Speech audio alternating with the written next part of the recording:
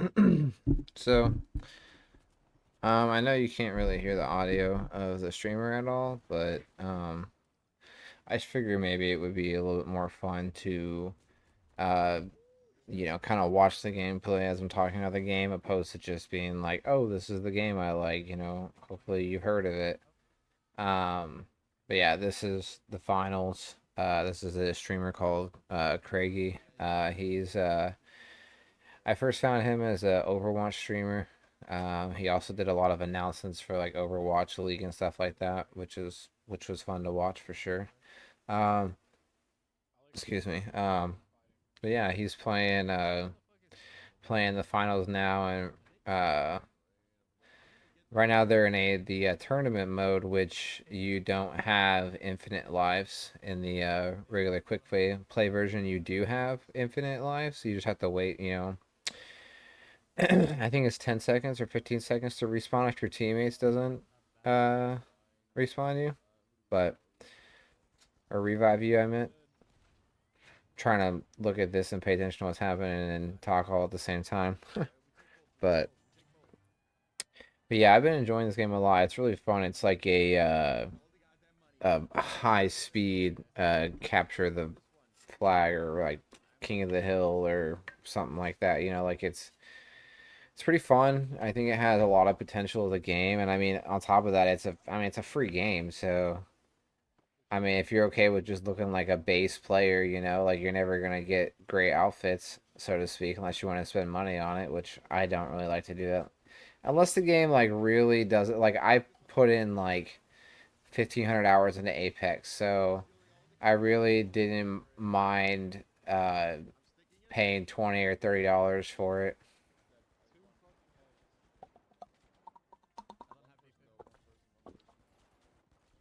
I put uh I put in, I think, like, yeah, like 20 for sure, possibly 30 until like stuff to unlock characters and cosmetics and stuff like that. But this guy's carrying it right now for a little bit. Yeah, he's the heavy character. So there's three characters. There's the light character that obviously is like this little person, super fast. They're like the smallest character in the game. It's funny, they actually kind of like small, medium, and large. They're also that size and stature. And they're kind of more of like a quick assassin character. And then the medium is kind of a more of like a recon. Could be a healer if you want to play it that way, which is, I don't know. I was gonna say it's better that way, but I honestly haven't played more than like maybe 10 hours in this game, so I'm not really 100% for certain what's going on. Um, but I think it's, like I said, I think it's pretty dang fun. But then you got this class is the heavy, which you get more health. You get the shields and stuff like that. Um, you get a rocket launcher. So what he's what he's doing is these little canisters are explodable. The red ones are, and he put a C4 on there so that way when he throws it at them, he can time when it blows up and not just wait for it to hit something and that be the reason why it blows up. Um, but yeah, I figured we could just probably just hang out and just kind of watch this for first first few minutes here and kind of just check it out for fun. And then we'll kind of move into some more podcasty subjects. But last week I tried to talk about games that I enjoyed, and I just realized that it was quite hard to describe these games as they are and really do it justice. So I figured this was easier to just find a streamer. And so, oh, maybe you can't hear the desktop audio. All right, I'm gonna test something real quick. Let's see. Is this? Yeah, look at that. You can. Okay, that's okay. They're not saying super nice stuff sometimes, so let's not Craigie, by the way. It's the people he's playing with, which can't control that. But he's he's not doesn't really talk bad, but he does. I mean, he does say some cuss words like any other person in their mid 20s. But yes, sir. Let's see. What have we've been recording for 5 minutes, so maybe we'll go ahead and switch back over to just the regular cam here. Um, yeah. So that's a game that I've been playing recently. Uh, I've been enjoying that. My buddy who I play with a lot, he usually he's the one bringing me games, but I kind of actually brought this game to him, and he enjoys it a lot, so that's cool. Um, but yeah, so uh, the baby's due date was today, and still not here, but we've been getting a lot of signs that it may be happening soon. So that's super awesome. I'm very excited for that. Um, been doing a lot of prep work for that. We've been getting the house all cleaned up and getting everything ready to go, but never really can be officially prepared for something like that. You kind of just it comes as it comes, and you kind of just got to figure out how to deal with it, I guess. And maybe deal with it isn't the right word, but you gotta learn how to adapt. That's probably a better word. And you gotta kind of figure out a new way of life. Um, but yeah, so that'll be super interesting to see how that pans out. Um, yeah.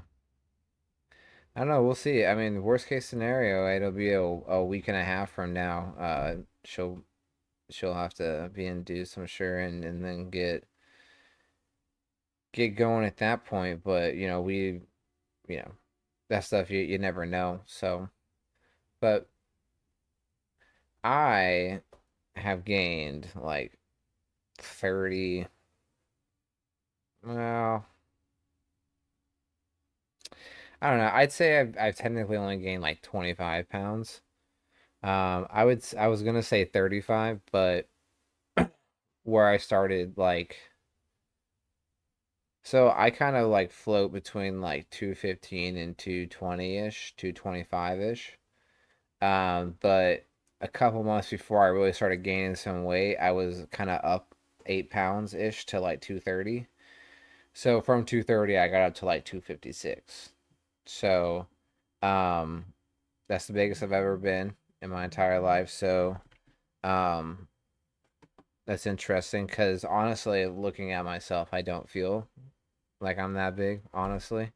Everyone around me is very surprised that I'm that big because of the way I carry it. So that's cool. That's nice. But yeah, I do want to get back down to a more comfortable weight so that way my joints aren't talking to me every now and then. And really, honestly, for just overall athletic ability, I really enjoy being at that 215, 220 range. I feel quick, I feel mobile, but I also feel like really strong in that range. If I get down to like 205, 210, I feel really quick, really agile, really athletic, but I feel like I lack some strength and I feel like I can get pushed over a lot easier. Um, so I really want to try to aim for that like 220 range. So I'm really looking at trying to lose like 35 pounds, but we'll be happy with 20 right now. Um, because also I did, so what initially made me gain that 10 pounds was I had a lower back tailbone bicep femoris injury, piriformis injury as well. So pretty much essentially my lower back, my right butt cheek, and my right hamstring all have been injured for like 4 or 5 months. Um, just to speed run that one, I could deadlift like 350 with a belt and straps and everything. And I was like, well, I really want to get to this point at some time in the future without having to use a belt and wrist straps. So I took them off, and then I decided to do, I think I probably started like 200 deadlift, pulled that no problem. Then went to like 250, pulled that no problem. I think I pulled 300 no problem is what I got to, and then I did 315, and I was like, oh, that's kind of hard. But I could do it, which I should have. I already was pushing my leg way too far. Um, but I decided to try 335, just add a 10 on each side. Um, and I remember I came up with it, and as I was kind of finishing out, um, just everything in my glute up into my lower back just kind of tightened up, and I couldn't even. I had troubles like standing up on the way, on the ride home. I couldn't even sit in the seat properly. I was I was stuck in the bed for a few days. It was hard to touch my toes for a while. I had to end up going to PT for like 3-ish months.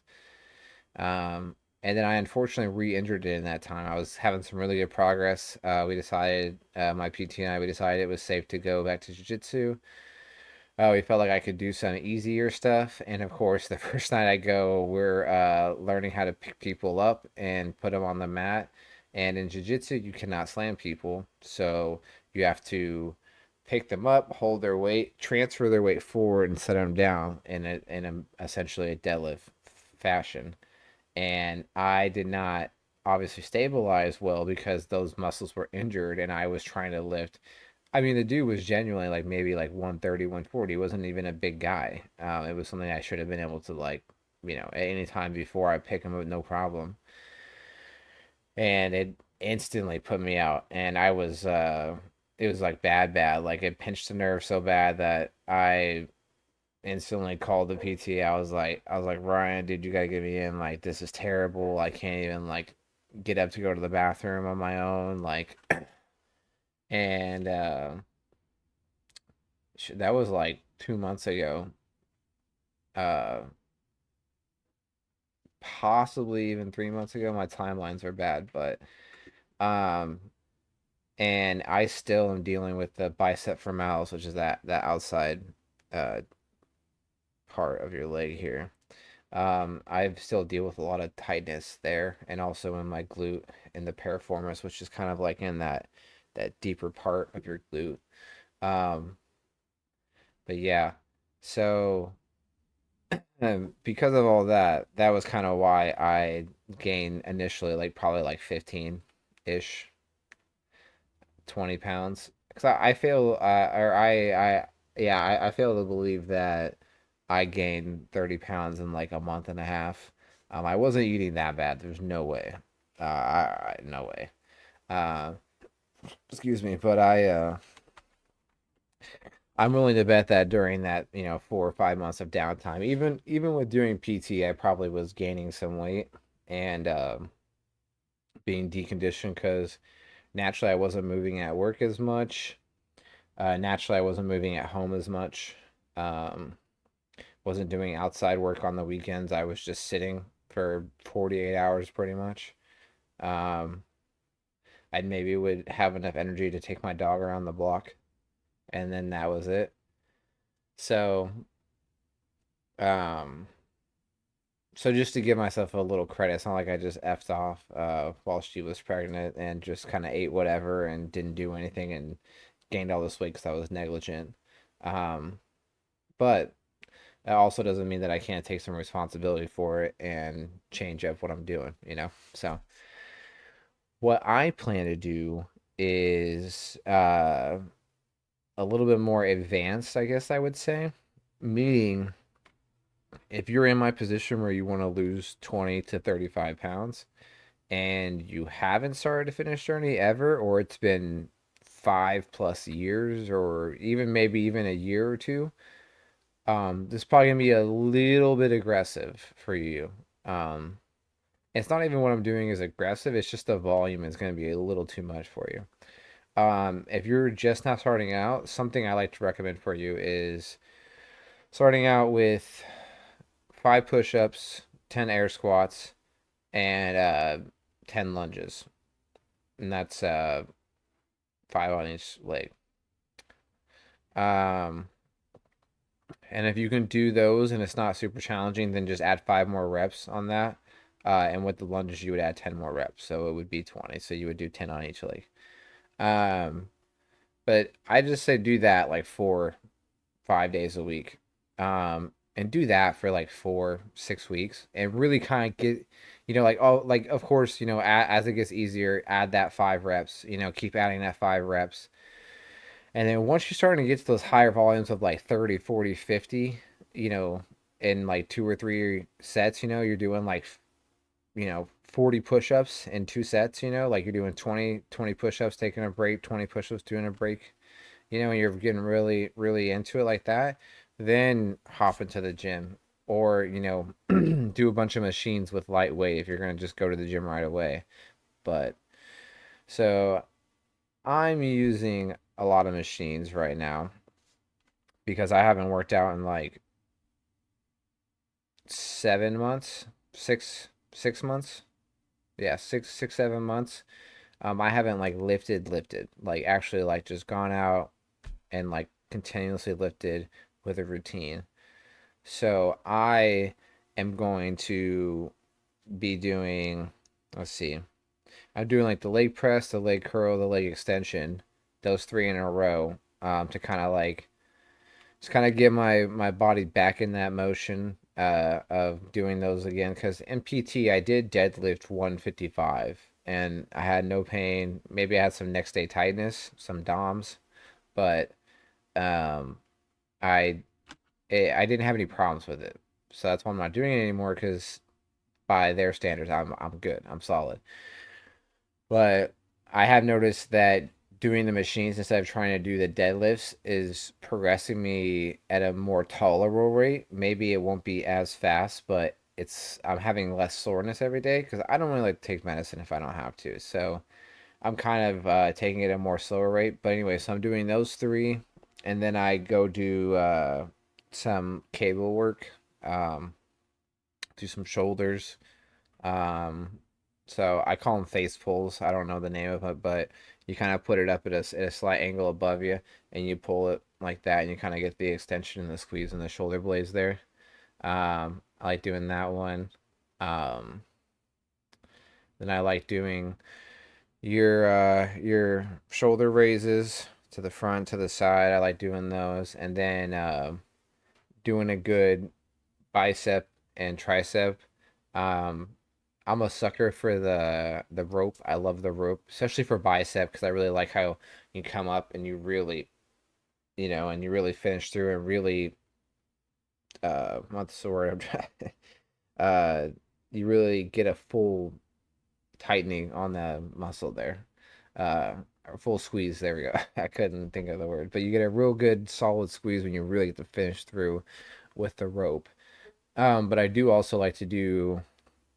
I don't know. There's so many different grip bars that you can grab now for those things, which is fun because you can kind of play around with the same thing with a different grip, and it's not a completely different exercise, but it does give you a little bit of a stimulus difference there. But sometimes there's like ones that are like kind of like a V.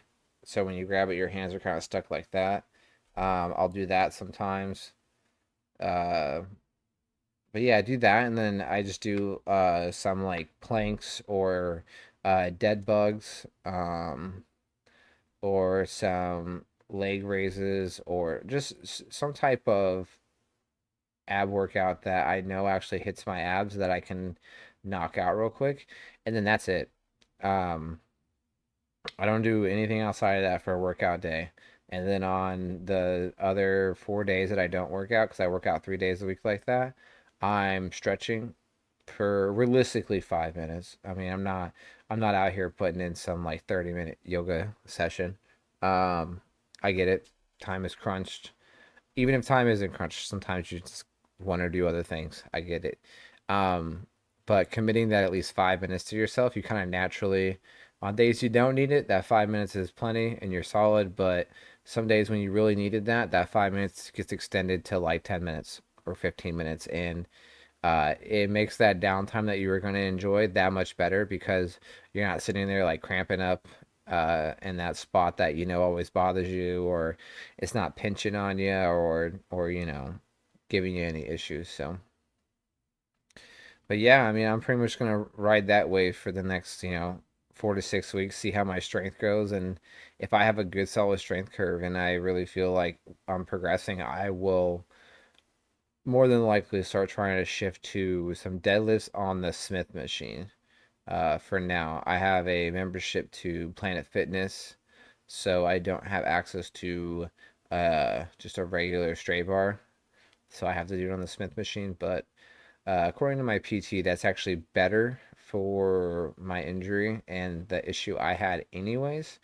Um, which the issue I had was like, let's say your knuckles on your knees. When you do the deadlift, you're supposed to just come straight down with it. When I did my deadlift, I did this, and then I lifted the bar off a little bit. So when I did that, it puts all the pressure on your lower back and the other side, and that's what caused my injury. So the Smith machine staying stable like that kind of makes me really articulate my hips back, and really makes me like pay attention to my form. So um yeah, I don't think I really have anything else.